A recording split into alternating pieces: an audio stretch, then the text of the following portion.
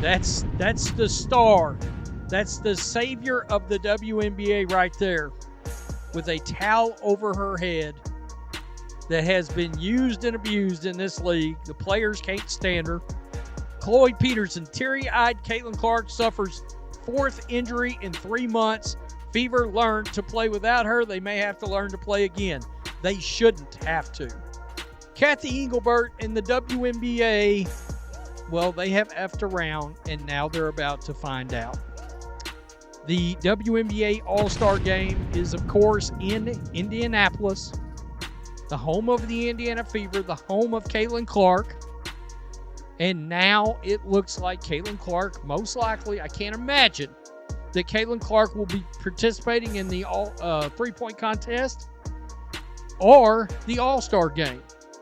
As we all know, last night, Caitlin Clark looks like she re-aggravated the groin injury that has cost her so many games. And now the league is about to find out. The referee situation in this league is unimaginable. This wasn't just an injury, it was a seismic warning shot. Caitlin Clark, the WNBA's brightest star, its rating savior, and the only player keeping this league in mainstream headlines, collapsed yet again, clutching her groin in visible agony. But this isn't just about Clark's health anymore. This is about the WNBA's complete failure to protect its own investment. And Commissioner Cathy Engelbert may have just lost the locker room and the fans. Well, we saw Caitlin Clark crash out last night over the refs. We've now seen, and we'll take a look, her brother called out the refs last night. We have watched Caitlin Clark get the ever-loving crap kicked out of her for, let me look it down here, looks like about 15 months now, 16 months.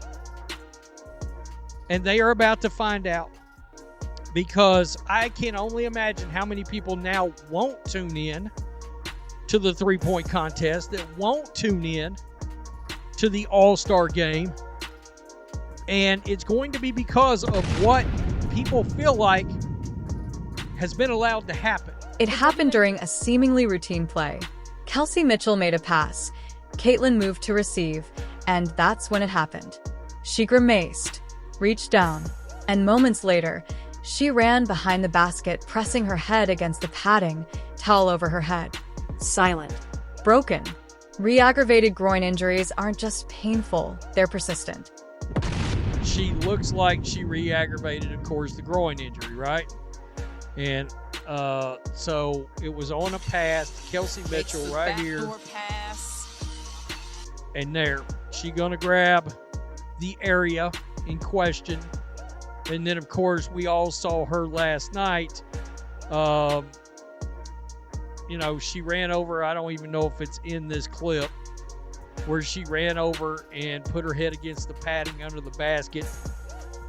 That's the star. That's the savior of the WNBA right there, with a towel over her head that has been used and abused in this league. The players can't stand her because they're so petty, they're so jealous. And the league that is this welfare basketball league, let's just keep it real. The welfare basketball league, known as the WNBA, when they got the ability to possibly stand on their own. Oh, by the way, there's a CBA. There's a CBA in question right now. And there's also a media rights deal right now. Do you think those television networks aren't concerned? If I am involved with any of these television networks, I am getting Adam Silver, Cathy Engelbert. I'm going to Adam Silver and I'm going to say, what is going on? Let's be clear. This isn't an isolated moment. Caitlin Clark has now suffered 4 injuries in just 3 months: ankle, knee, back, and now groin. And every time, the response from the league has been the same. Ignore it. Downplay it. Move on. But fans? They haven't moved on. Clark isn't just battling injuries. She's battling resentment. Behind the smiles and PR statements, insiders say many WNBA veterans resent Clark's fame, endorsements, and influence. And it's showing. Hard fouls, Cheap shots. and a suspicious silence from her teammates. At the center of the firestorm is Commissioner Cathy Engelbert, the first WNBA commish in history hailed as a business-savvy savior. But now, fans say she's failed in her first responsibility, protecting players, especially the player who keeps the league's ratings afloat. The WNBA couldn't have written a better script. All-Star Weekend in Caitlin Clark City. Her chance to headline the three-point contest. Her chance to own the moment. Now, that spotlight is flickering. If Clark sits out, ticket holders may walk away and sponsors may pull back. Clark's absence won't just affect the game, it could impact the money. The WNBA is in the middle of renegotiating its media rights deal, rumored to be worth hundreds of millions. But if the league's biggest star can't stay healthy, or worse, isn't protected, what's left to sell? Even Caitlin's family is done being quiet. Her brother took to social media after the latest injury to blast WNBA officials and referees. That's not just frustration, that's desperation. The question everyone is asking: who allowed this to happen? The refs who let Clark get hammered game after game? The veterans too proud to support a rookie phenom? Or the WNBA front office that refuses to confront a growing PR crisis? Caitlin Clark is expected to undergo evaluation this week. Her all-star status? Unclear. Her long-term health? In jeopardy. And unless something changes fast, the WNBA might lose the very player who made them relevant again. This should have been the summer Caitlin Clark took over. Instead, it might be the summer she breaks down. And the WNBA? If they don't act now, new refs, stronger rules, real accountability, they won't just lose a player. They'll lose everything she brought with her. It all started with a jaw-dropping interview. Angel Reese, never one to hold back, claimed her impact on women's basketball was on par with none other than Michael Jordan. The comment instantly exploded across social media, sparking backlash from fans, legends, and now, Stephen A. Smith himself. On First Take, Smith didn't mince words. He said, quote, "You've got to earn that comparison. This isn't about popularity, it's about greatness." And Caitlin Clark? She's putting in the work night after night. Stephen E.'s takedown isn't the only blow Reese is dealing with. Since entering the WNBA, she's faced criticism for poor shooting efficiency, on-court attitude, and a string of viral controversies, from refusing handshakes to sideline arguments. Meanwhile, Caitlin Clark continues breaking records and winning fans nationwide.